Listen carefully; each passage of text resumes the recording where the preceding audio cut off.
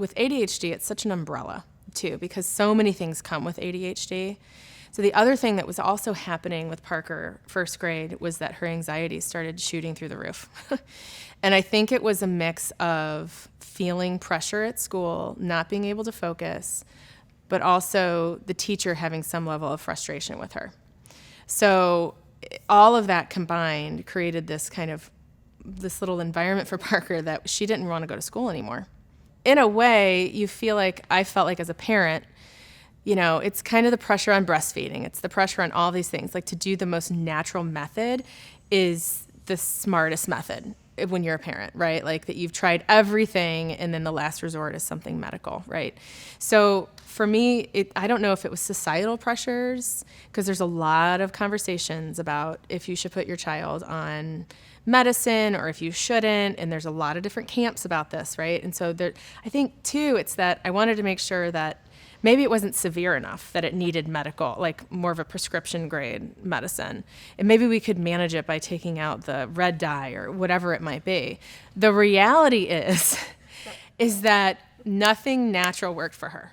And so I thought, I'm either going to keep going down this path and I'm going to raid Whole Foods and make myself feel better as a parent, to be like, look, I did this and it worked. And it's almost like, but that's for myself. Like, if you really strip it all away and you think about what's best for her, for her in her situation, it was medicine.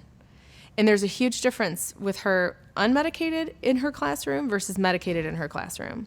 She no longer falls behind. She socially is doing wonderful. So for us, it was her diagnosis, how she was operating in the classroom.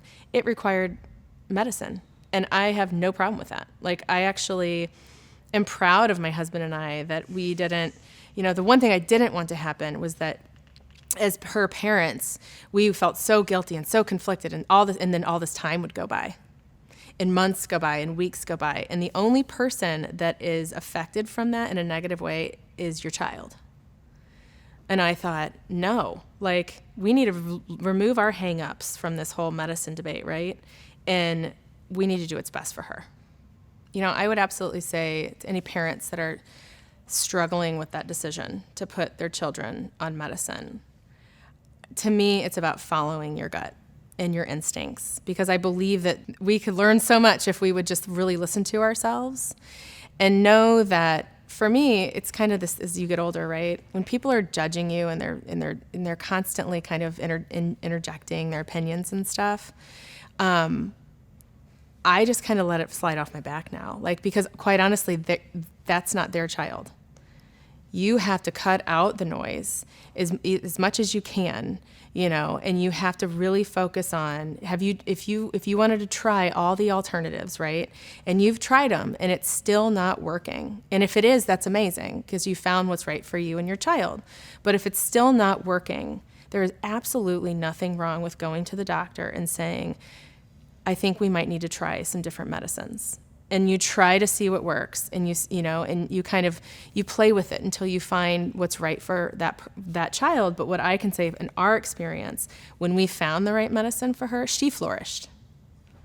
Like, all our own hangups were gone, but she was flourishing, and that was what was most important. It's her, it's that child. It's not anyone else's opinion about what you choose to do as a parent.